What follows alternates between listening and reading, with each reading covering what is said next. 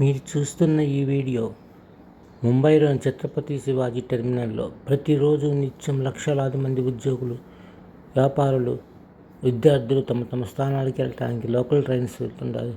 ఆ రద్దీ చూడండి, విపరీతమైన రద్దీ. అక్కడ ఏ పోలీసు ఉండడు, క్రమశిక్షణ ఉండదు. ఎక్కేవాళ్ళు, దిగేవాళ్ళు, తోపులాటలు ఇవన్నీ సహజమే. ప్రపంచంలోనే అతిపెద్ద రైల్వే వ్యవస్థ ఉన్న మనది కనీస పరిజ్ఞానం కూడా లేకుండా, ఎలాంటి సెక్యూరిటీ లేకుండా ఉన్న గొప్ప సంస్థ మనది. రైల్వే స్టేషన్లో భద్రత ఉండదు, రైల్వే ప్లాట్ఫామ్ మీద భద్రత ఉండదు, రైలు ఎక్కేటప్పుడు ఉండదు, రైలు ఎక్కిన తర్వాత ఉండదు. విపరీతమైన రద్దీ.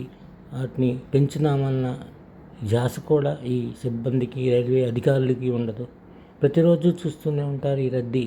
కానీ వాళ్ళు రైళ్ళు బోగీలు పెంచరు, రైళ్ళని పెంచరు. ప్రజల్లో కూడా క్రమశిక్షణ ఉండదు. క్రమశిక్షణగా ఎక్కిద్దామన్న రైల్వే పోలీస్ శాఖ కూడా అక్కడ ఎవ్వరు ఉండరు. రైల్వే సిబ్బంది కూడా ఉండరు. చూడండి, ఎవ్వరు ఒక్కళ్ళు కూడా అక్కడ పోలీస్ సిబ్బంది ఎక్కిద్దామని, క్రమశిక్షణగా ఉంచుదామని కానీ ఉండదు. తోపులాటలు, ప్రతినిత్యం జరిగే సంఘర్షణ ఇది.